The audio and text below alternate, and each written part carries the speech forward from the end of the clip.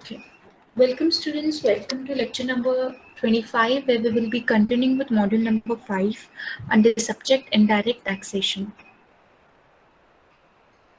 So as we know that in this particular module we have already seen introduction to customs duty, definition, circumstances of levy of customs duty, types of duty, exemption from custom duty, and in our previous lecture we were dealing with valuation under customs. So we were dealing with valuation of imported goods. So the same will be continued today. So today we will be covering the valuation under customs, that is valuation of imported goods. So we know that for valuation of imported goods, we have to refer rules. Okay, so we have rule number 1 to rule number 13, and we have to go to each rule to understand what it states. So rule number 1, we know that rule number 1 specifically is to be applied when we have to determine the value of imported goods. Rule number 2, we have different definitions which we are dealing as and when we go through the rules. Now, rule number 3 we dealt in our previous lecture, that is assessable value will be equal to the transaction value. Now, just a quick revision. What is this transaction value? Transaction value is nothing but the price paid or payable on the sale of the goods. Okay. Now, only when the buyer and seller are not related and price is the sole consideration. Now what happens, students? Suppose if this transaction value is not available, okay, or suppose if the buyer and seller are related and price is not the sole consideration, then what happens? Then you have to go in the sequence of order from rule number 4 to rule number 9. Okay, rule number 4 and 9 is to be applied only when the transaction value is not available. And one more thing that you need to note here is rule number 3 is a transaction value. Every value which is determined for the purpose of computing the custom duty on that particular value, it has to be declared by the importer. Students, now suppose if I am importing goods from USA, okay, once the goods reach the mass land of India, okay, the importer, like I am the importer, I have to declare my value, that this is the value of goods that I have been procuring from outside India. That value has to be declared. Now that declaration happens in rule number 11. If you'll pay attention here, rule number 11, it states that declaration by importer. Now, suppose I declare a particular value. Now, that value can be rejected by the custom authorities. That value can be rejected for any reason. Maybe the custom authority is feeling that that value what we have taken is not reasonable, is not correct, is biased value. Then that value can be rejected. So the rejection of declared value is happening in rule number 12. So let me explain you the flow. First, whenever you have to calculate the customs duty, it is going to happen as per rule number 3. So the first rule that you're going to apply in determining the value is rule number 3. That is your transaction value. And you know how to calculate that. Now, this rule number 3, once you have applied, then it goes to rule number 11. Once you have determined the transaction value, you have to declare it under rule number 11. Then suppose if rejection happens, it will happen in rule number 12. Then suppose if this transaction value is rejected, suppose as per the rule number 3, you have calculated the transaction value. Now suppose if that value is rejected, then to which rule you have to go? You have to follow rule number 4 to rule number 9 in the same sequence. Again it will happen. Suppose you apply rule number 4, transaction value of identical goods. Again, this rule number 4 will be followed by rule number 11 and 12. Suppose again it is rejected. Then you will go to rule number 5. You will take the transaction value of similar goods. Whatever value you have taken, you will again declare it as per rule number 11. The custom authorities, if approves it, then okay, that will be the value. Suppose if it rejects it, again you'll go to rule number 6. So just remember students, this rule number from 3 to 9 will flow in a sequence in this particular order. You cannot directly jump to calculate the value as per any rules you want. It has to flow in a sequence, in a sequential order. So remember, if your transaction value has been rejected as per rule number 12, or if suppose transaction value is not available, okay, then you have to determine the value as per from rule number 4 to rule number 9 in a sequential order. Okay. Now, this is what I had to tell you all. Now we completed rule number 3 in our previous class. Now let us see how to determine the value based on rule number 4.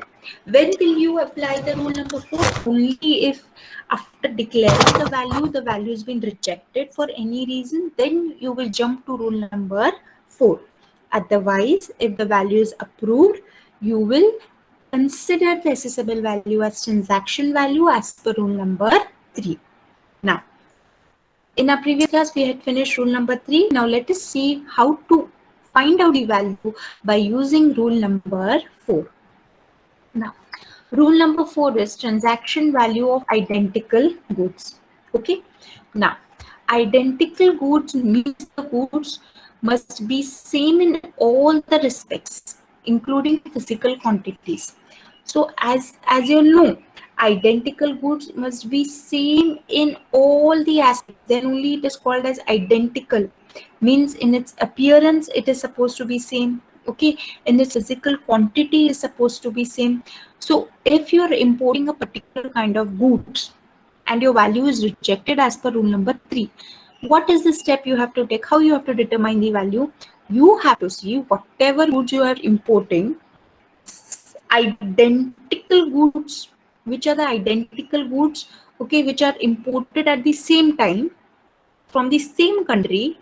You have to see what is the value of that goods. The same value you have to take it as transaction value of your goods which you are importing. So what you're supposed to do is you're supposed to compare, okay, the imported goods that you have imported, okay, and take the value of identical goods, that is your goods, you know which are the identical goods, your goods which you're importing. It should be same in everything, students. The physical quantity, the appearance, everything should be same, and it should be from the country, same country from which you are importing. Okay. Now, there are certain conditions, okay, for applying this. Let us see. This method is applicable only when the following conditions are satisfied. Identical goods can be compared with the other goods of the same country from which import takes place. Suppose I am importing from USA. Okay, I am importing a particular goods from USA. And this custom authority, as per rule number 11, after declaring, he has rejected my valuation as per rule number 3. So that is under rule number 12, he is rejecting. Then I have to go to rule number 4. Okay. Now, I have to see from USA which is the identical goods which are same in all aspects as per the goods that I have imported. Okay. And I have to take that value from same country which is a value applicable to that identical goods as my transaction value of my goods which I have imported.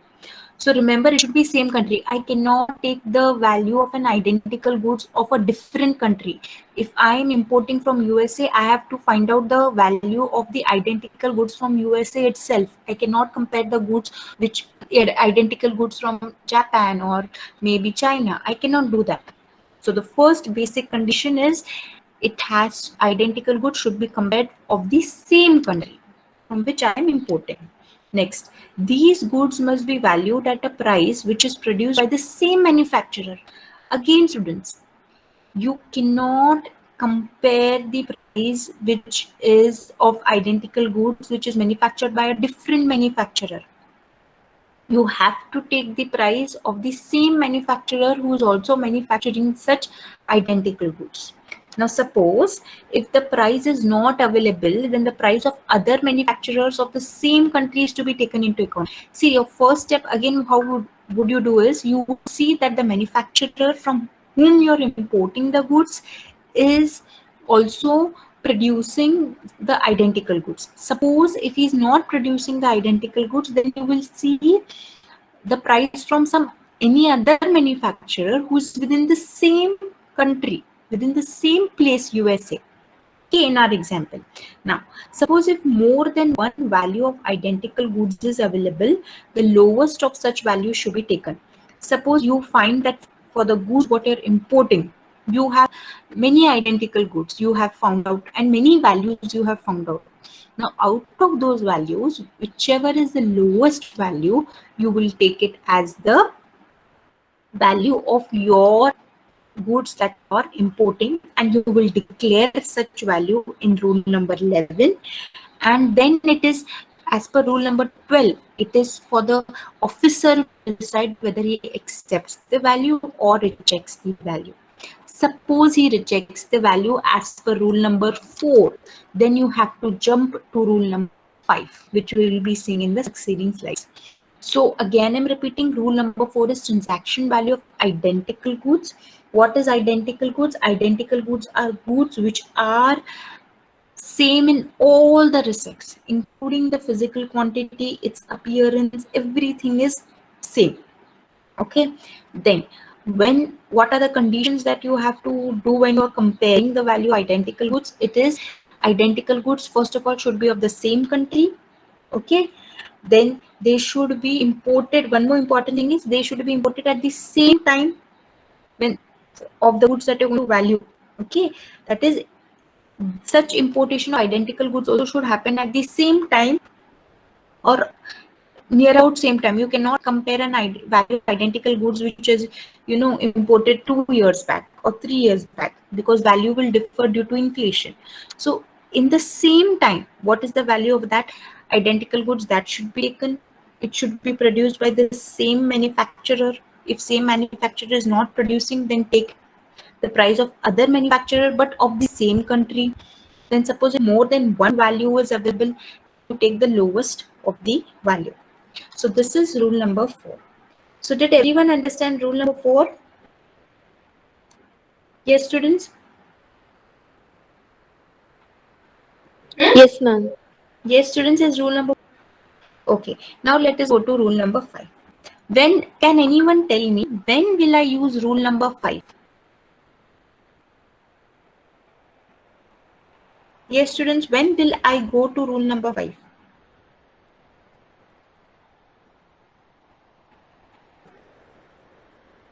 Yes. Can anyone tell me when will I apply rule number 5? Ma'am, in rule number 12, when the custom authority they feel like the whatever have calculated in rule number 4 is not correct, then we'll go to rule number 5. Very good, Yashaswini, very good. Now, let us see how to calculate the transaction value of similar goods. Now, first of all, you need to understand what is similar goods. Similar goods are which may not be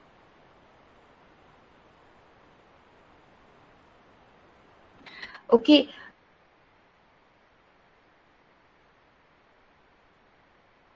Not be having the same aspects, but they can be used interchangeably. Means like they can be performing the same functions.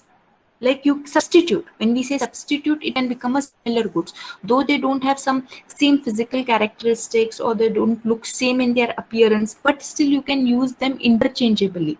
Okay, they will give you the same performance. That is similar goods. Now, how do you value under similar goods? So valuation means you have to take the value of the similar goods produced in the country in which the goods have been valued were produced. So suppose if you're again importing from USA and your value of identical goods has been rejected under rule number 12. So you will see what is similar goods. Similar goods again means commercially they can be interchangeable.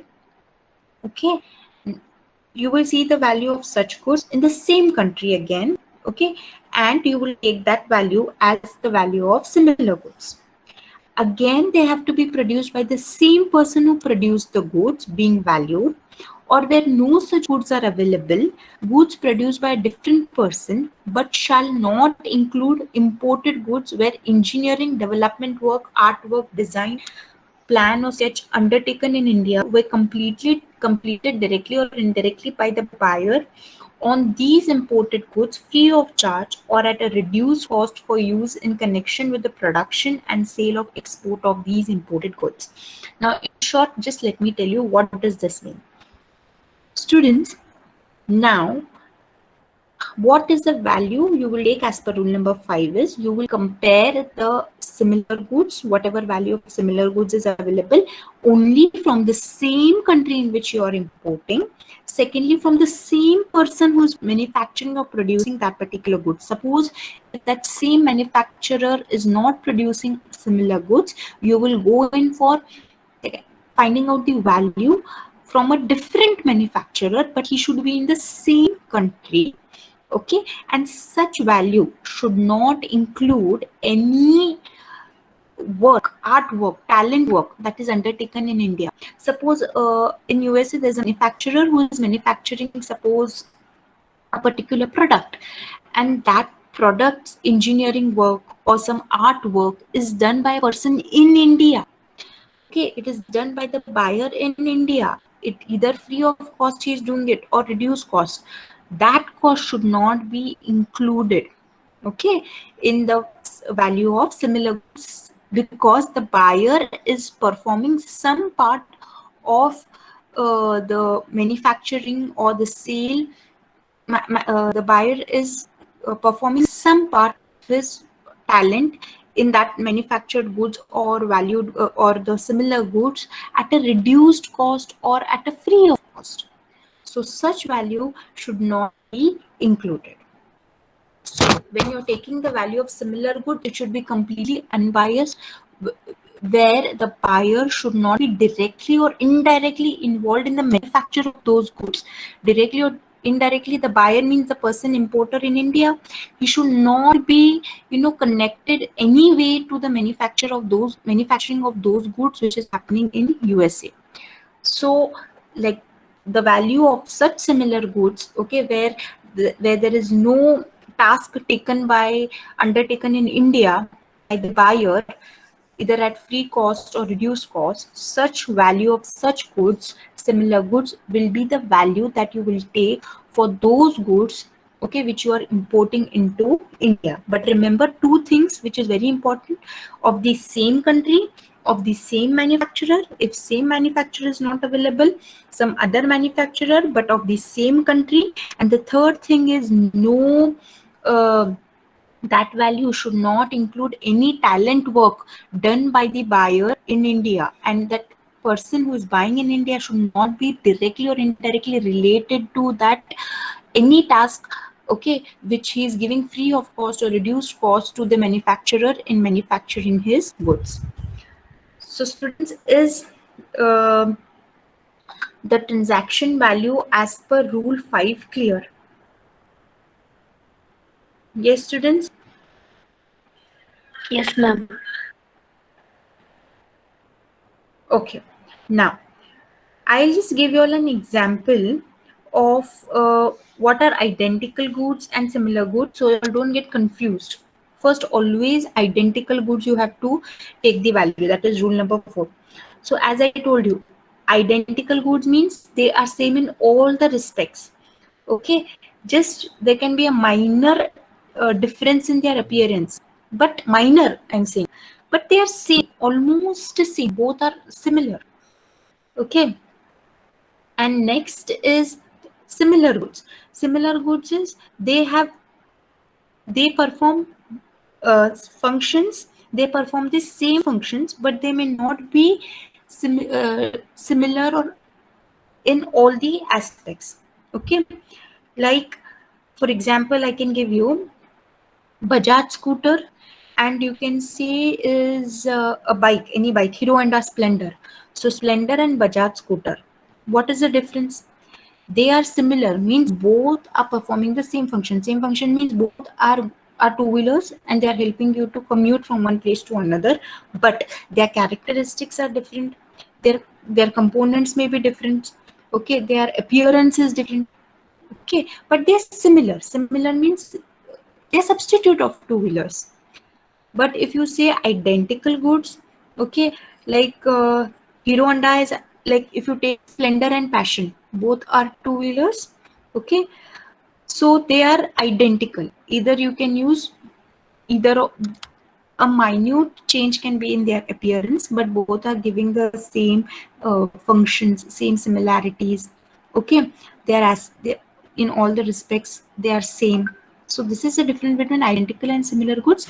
Very thin line difference, but yes, there is a difference in identical and similar. Identical is almost same, only a few difference here and there, but similar is like a substitute. Next, is rule number 5 clear? Next, we'll move to rule number 6. What does rule number 6 says? See students, once you determine the value as per rule number 5, again you have to declare this value under rule number 11. Again it will go to rule number 12, that is the officer can accept or reject. Then what happens is, you have to follow rule number 6. Now rule number 6, what it is telling, determination of value and change of order of rules. Now as per this, if the value of imported goods cannot be determined under the provisions of rule number 3, what is rule number 3? Rule number 3 is assessable value is going to be your transaction value.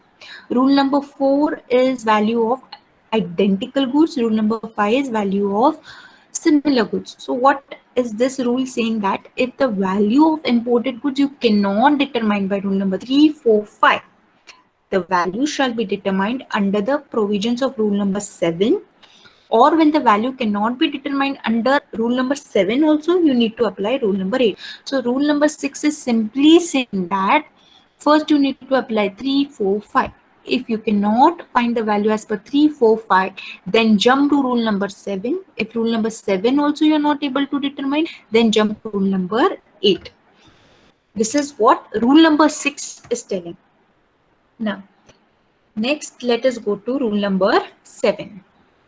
Rule number 7 is saying deductive value.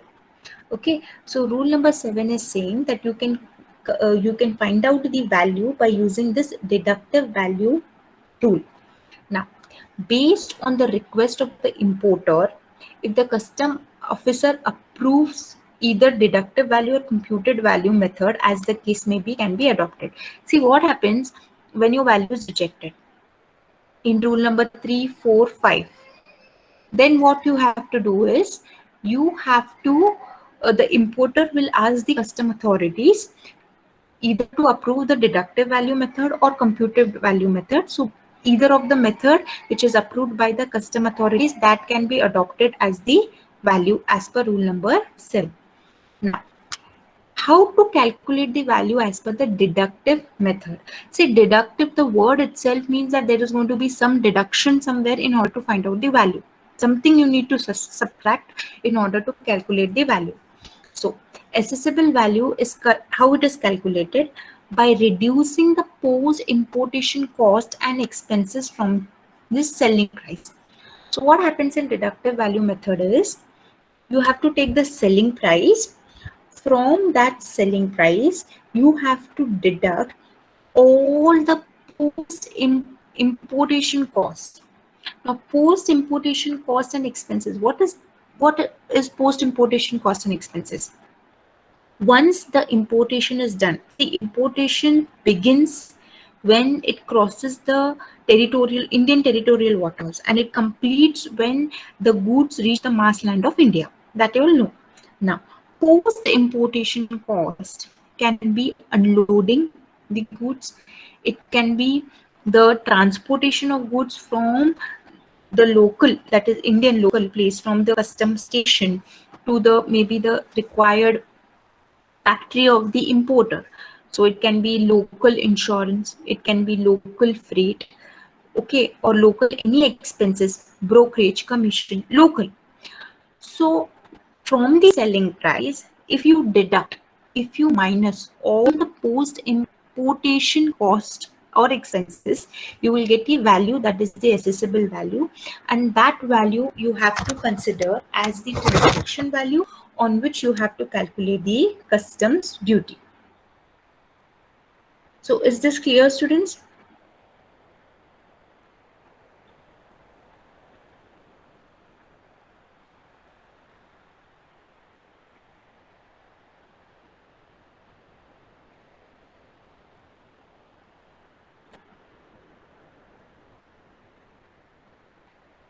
So what I mean to say is you take the selling price. From selling price, you deduct all the costs like which are incurred within India. See, pre-importation cost we have already seen in a previous lecture. Post-importation, after the goods move from the custom port of India, whatever expenses, maybe the local transport expenses within India, from you have to take from the custom station up to your factory gate, or maybe the local insurance that you're taking within India for the goods, all those expenses, or maybe any taxes that you're paying, okay, in India.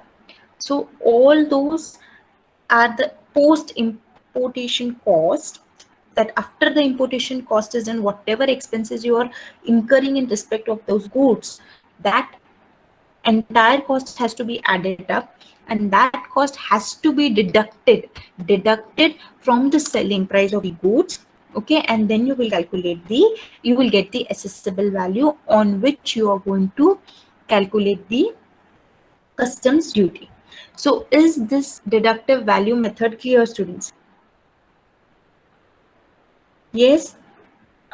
Yes, ma'am. Okay. Next is computed value method. So again, computed value method, how are you going to calculate the value on which you're going to charge GST? Oh, sorry, not GST, customs duty. Now, the value of imported goods shall be based on a computed value which shall consist the sum of. Now, computed, when I say computed means it is a sum of. When I say deductive means there is something that you're going to minus. So now computed means you have to take the total of, okay, the cost or value of materials and fabrication or other processing employed in producing the imported goods. Whatever cost is incurred in producing the imported goods, to that you're going to add the amount of profit and general expenses, okay, equal to that usually reflected in the sale of goods of the same class or kind as the goods being valued, which are made by the producers in the same country of exportation or export to India, and the value, cost or value or all other expenses under rule number 10. See, still we are pending with rule number 10, where I will tell you what are the extra cost that you need to add to the transaction value, which we also studied in rule number 3. So in short, under computed value method, we are going to add up 3 elements. Number 1, the cost of the material, okay. Number 2, the profit margin and the general expenses, and number 3, all the cost as per rule number 10. So in short, the computed value method, how are you going to calculate the assessable value on which you have to charge GST is, you have to charge custom duty is the cost of materials and general expenses for producing the imported goods. To that, you're going to add the profit of the exporter. To that, you're going to add all the expenditures as per rule 10. Then you will get the assessable value. And this assessable value is nothing but your transaction value on which you're going to charge customs duty. So this is computed value method, where you're going to add 3 elements. Again, I'm repeating rule number 7, deductive value, where you will take the selling price. From selling price, you will deduct all the post importation expenses. You will get the assessable value. Under rule number 8, you are going to take the cost of materials. To that, you're going to add the profit of the exporter. You're going to add all the expenditures as per rule number 10. Then you're going to get the assessable value on which you're going to levy the customs duty. Is this clear, students? Yes. Yes, ma'am. Now, this method you can adopt only how will you come to know the cost of material or general expenses which the exporter has incurred? It is, see, so I've written on the left hand side, this method is normally possible when the importer in India and the foreign exporter are closely associated and the foreign exporter is willing to give necessary costing. Unless and until, because cost of material and general expenses whatever is incurred by the exporter in USA, he will share the information only when you know he is willing to share the information, and when he and the importer in India are closely associated. Okay, then only you can follow this method. Otherwise, if you don't know what is the cost of materials and general expenses, you cannot use this method. Plus, you need to know the profit of the exporter as well. So this method can be adopted only when the foreign exporter is willing to give the information. So this is rule number 8. Is rule number 8 clear, students? Yes? Yes, students? Yes, ma'am. Yes, ma'am. Okay. Now let us move to rule number 9. That is a residual method. So even in GST, we've seen that valuation of GST residual method. This method is when all the methods you are not able to find out the value using any rule, then you will take some reasonable basis, some reasonable means to calculate the value based on the provisions of this act, and you will take such a value which should not exceed your normal price. Normally, suppose if the price of the article is 10,000, you cannot value the goods to 25,000. Unreasonable means should not be adopted, students. Okay, so always whatever price that you are fixing, it should neither be lower than the normal price or should not exceed the normal price. So based on certain reasonable means or reasonable consistency, you have to find out the value under residual method. So residual method is also called as the best judgment method. This method is applicable when all the aforesaid methods are not applicable. You are not able to find out the value under any rule. Now, the value determined under this method cannot exceed the normal price at which such or like goods are ordinarily sold or offered for sale for delivery at the time and place of importation in course of international trade. So, what they are telling that even if the similar goods are being imported or identical goods are imported, you have to use certain base, okay, where you have to make sure that that value should not exceed the normal price, even the same goods or similar goods or identical goods are imported into the country. You have to use your judgment in such a way, you have to follow use the principles of this act in such a way where you are going to calculate the value on some reasonable basis, okay, and just not by fluke you can take any value. Again, this residual value method, whatever value you will be selecting, that will again you have to declare it in rule number 11, and again in rule number 12 the custom authority will make sure that if he is not satisfied he is going to reject the value. So this was rule number 9. Is rule number 9 clear, students? Yes? Yes, students? Yes, ma'am. Now, coming to rule number 10, students, again and again I was repeating, rule number 10 means cost and services. Those cost and services that has to be included in the transaction value. So always I told you that in determining the transaction value, there has to be certain items that has to be added to the transaction value. Transaction value is again nothing but price actually paid or payable for imported goods. So these are additions to the cost and services. Okay. Now, what is the first thing that you need to add? As per rule 10, sub rule 1, A, the first part, there are totally 5 parts. In that first part we are seeing, that is A. These below cost, whatever you are seeing, they have to be added to the transaction value only if they are incurred by the buyer. And they are incurred by the buyer, and buyer has incurred by the buyer, and such expense is not included in the transaction value. See, if it is already included in the transaction value, you need not add.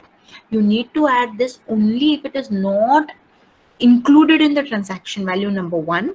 Number two, and they are incurred by the buyer. If they are incurred by the seller, obviously he is going to charge it in the transaction value. So to the extent they are incurred by the buyer, then only you need to add the below. So what is number one? Commission and brokerage. So students, any commission or brokerage which is paid by the importer. Now your buyer is again nothing but an importer. Importer in India. That has to be added to the transaction value only if such expenses incurred by the importer, except buying commission. So leaving buying commission, if any other commission is being paid by the buyer, you have to add it to the transaction value.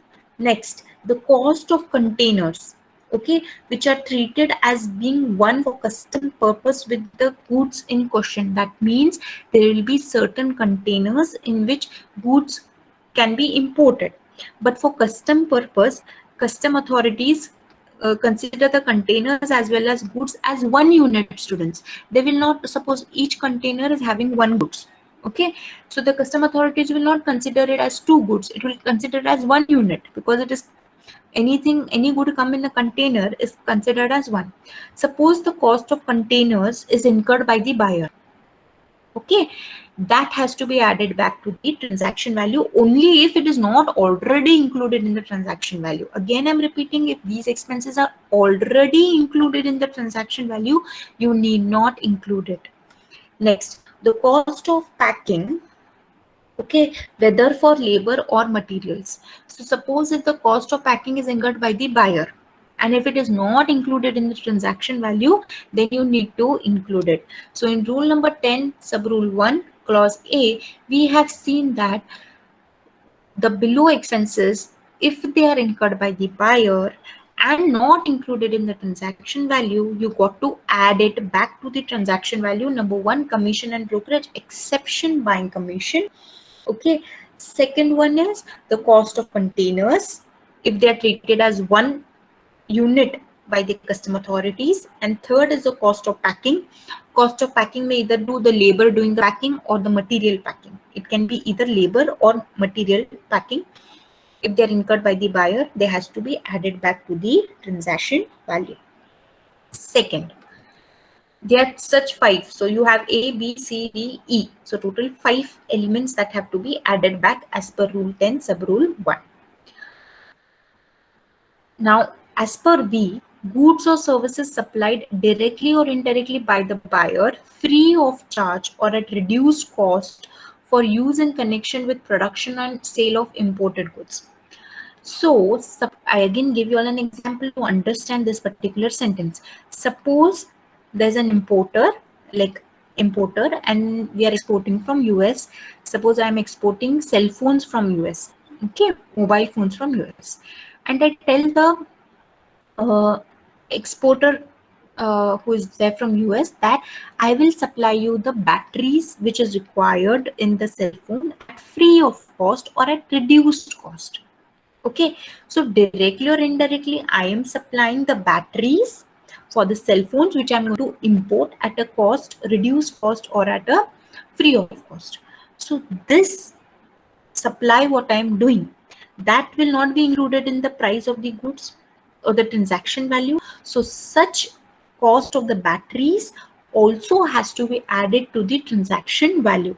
So it is, see, goods or services supplied directly or indirectly by the buyer, that is the importer, free of charge or at reduced cost for use in connection with the production and sale of imported goods. So when I am supplying batteries sitting from India to US, and from US I am importing the cell phones, so that seller in US is using my batteries which I have exported to him, okay, and I'm importing by the cell phones. So such cost, okay, which I'm supplying to him either at free of cost or at reduced cost, if it is not included in the transaction value, I got to add it up.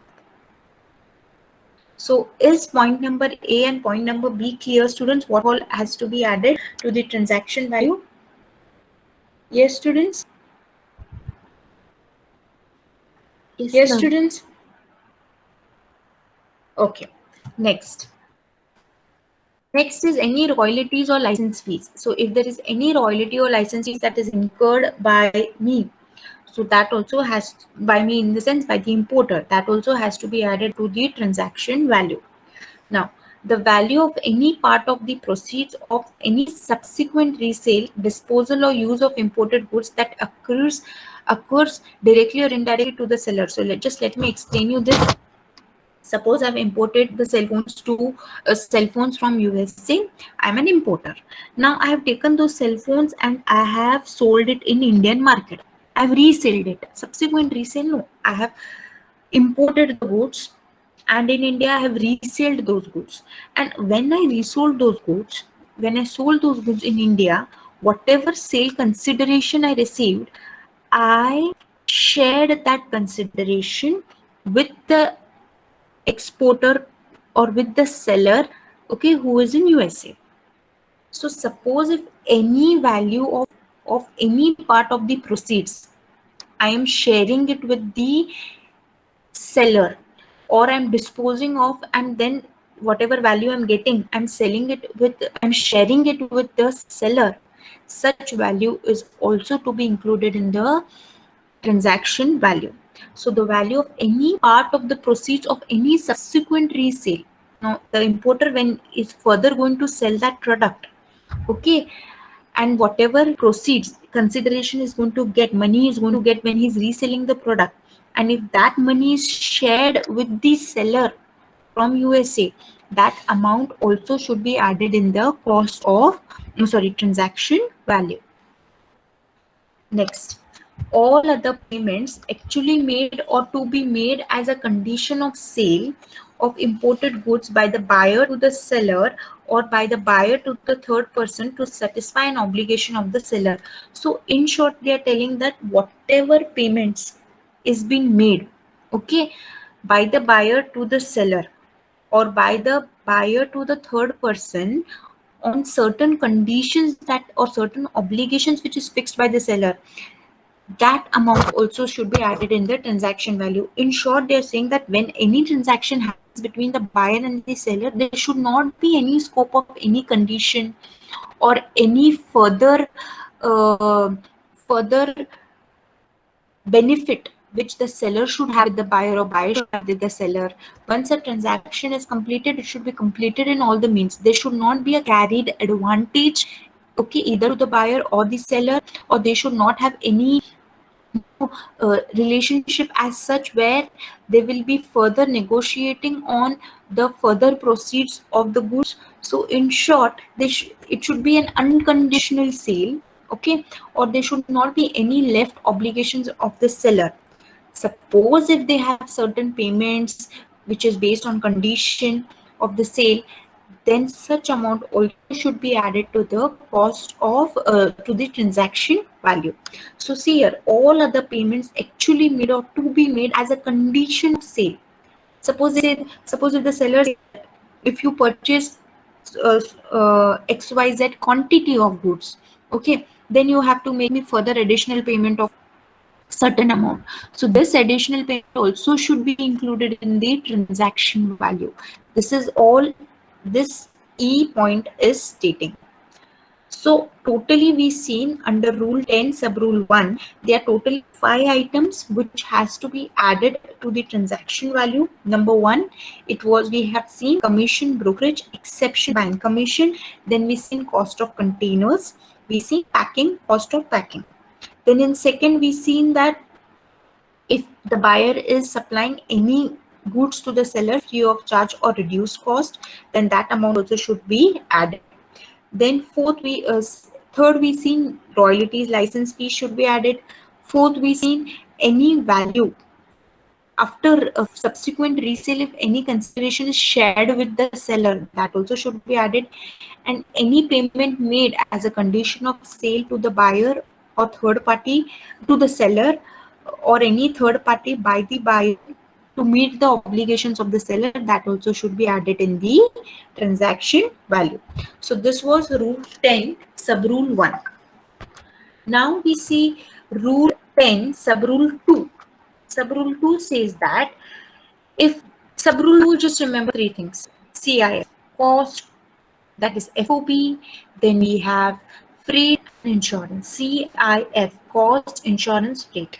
Now suppose if this we have already dealt in a previous lecture, but a quick revision. Rule 10, what does it say? Sub rule 2, that if cost of transportation is not given, that is you don't know the freight is not given, but if FOB, you know the FOB value, excuse me, if you know the FOB value, then you have to take 20% of the FOB value. If FOB value is not ascertainable, you do not know the FOB value, then 20% into FOB value plus cost of insurance you will take as the cost of transport. Remarks its CIF value into 20 divided by 120. Now, if insurance is not known, you do not know the value of insurance, but if you know the FOB, then you have to take the cost of insurance as 1.125% of FOB. But if FOB is not ascertainable, you will take the FOB value plus cost of transport into 1.125%, which is nothing but CIF into 1.125% divided by 101.125. This is how you know this calculation. Now, how do you calculate FOB value? See, if FOB is ascertainable, you know how to calculate FOB value, that is FAS. But if FOB value is not ascertainable, you have to do CIF value minus cost of transport minus cost of insurance. So reverse working. First, chronological working we have seen, we find FAS. To FAS we add the loading charges, we add the export duty, then we get FOB, free on board. This is a regular working. Reverse working is if you know the CIF, from CIF you will minus cost of transport and you minus cost of insurance. So when you don't know, when the FOB is not ascertainable in the chronological order, then its FOB is not ascertainable. And when FOB is not ascertainable, how will you calculate FOB? You will take the CIF minus cost of transport minus cost of insurance. So either cost of insurance is not given, then you will take CIF minus cost of transport, and either of one is not given, you will take CIF minus cost of insurance. So this rule 10 sub rule 2 states that if either of one is not known, how are you going to determine the cost of transport or cost of insurance? So if the cost of transport is not given, it is going to be 20% of FOB, and insurance is not known, then it is going to be 1.125% of FOB. When are you going to use this? When FOB is ascertainable. Suppose FOB is not ascertainable, then it is going to be 20% of sum of FOB value plus cost of insurance and 1.125% of FOB value plus cost of transport. So when we solve the problems, you will practically understand this better. This particular table will be understood better when we start solving the problems on valuation of imported goods. So this was rule number 10. Is this clear, students? Rule number 10, sub rule 1 and sub rule 2. Is it clear? Yes, students? Yes, ma'am. Yes, students, is rule number. Okay. Then rule number 11, this I will just go through very quick. Declaration by importer, as I already told you. As per this rule, the importer shall declare the value and furnish all documents or information called for by proper officer for the purpose of valuation. Any wrong declaration of value under Rule 11 may call for penal provisions in Customs Act 1962. So simple, whatever value you are, calculating, that has to be declared to the proper officer. But if you do any wrong value, that is willfully, if you do any wrong declaration, you will be penalized as per the Customs Act 1962. Rule number 12, rejection of declared value. Suppose that a proper officer feels that the declaration made under Rule 11 are not fair values, he may reject it as not suitable in determination of transaction value under Rule 3. After procuring further information or documents. However, final decision under Rule 12 shall be taken after proper hearing only. See, what does this mean is, you will declare the value in rule 11.